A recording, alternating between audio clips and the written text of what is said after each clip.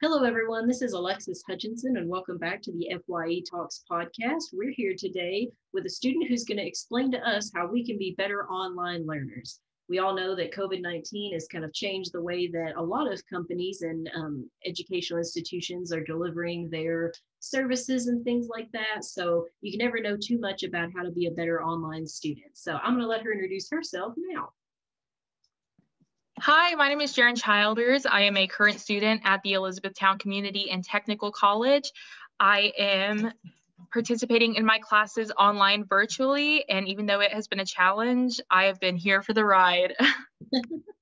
And so that's great. So you said that you've, taken online classes. Do you think you would have chosen to take online classes before the pandemic, or was that just kind of like put on you and you had to adjust, as it came?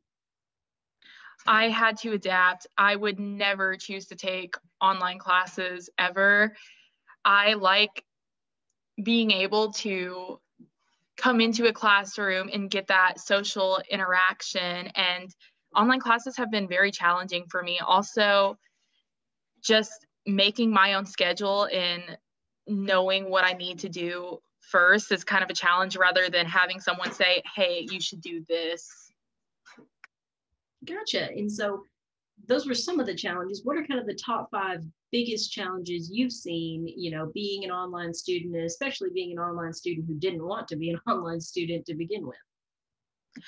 Well, first off, we've encountered so many problems in like Blackboard Collaborate, just like a lot of audio issues. Besides that, just the participation.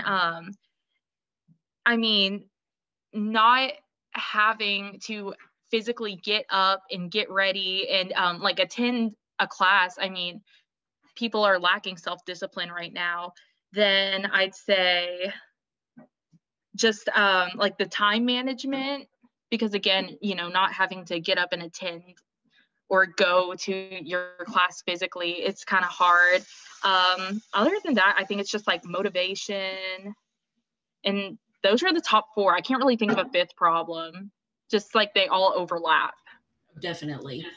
And so with that, how have you adapted? So what are some of, kind of your go-tos this semester as you started off thinking that you were going to be in person and kind of, did everything, all your preparation with that in mind, and then suddenly it switched up and you're having to go to a completely new format? Kind of what was your process for being like, okay, I got to get this together? I think self-care, honestly, finding that balance. I also think it's so important to be able to confide in someone about the things that stress you out, because eventually, you're going to blow over. And being able to communicate with people and say, like, I don't like this, but asking yourself, like, how can I do better? Gotcha. And so what were some helpful tools that helped you kind of reach out to other people, keep yourself organized, things like that? I know that some people use a planner, some don't. What were some effective ways that you've learned to manage your time, your workload, your productivity, things like that? So I would actually choose to go to the college and work in the computer lab, and also the Fye ladies. They're all incredible. So, I came to you about like my workload, and I went to Susan Cooper and just kind of talked to her, and said, I'm not happy. So I utilized those resources because that's what you all are there for. You all are the success coaches. Awesome. So I'm so glad that we can help you so much with your schoolwork. If you were to give anyone kind of some advice, some tips, or some sagely words of wisdom for this semester, what would you tell them if they're really thinking of dropping out? They're like, I just can't do this. This isn't for me. What would you say to that student? I would say that you need to give yourself a pat on the back for just surviving this pandemic. Like, I've been so hard on myself, and a professor was like, you all are in a pandemic right now. Like, give yourself a break and just say, hey, I'm alive and I'm doing okay.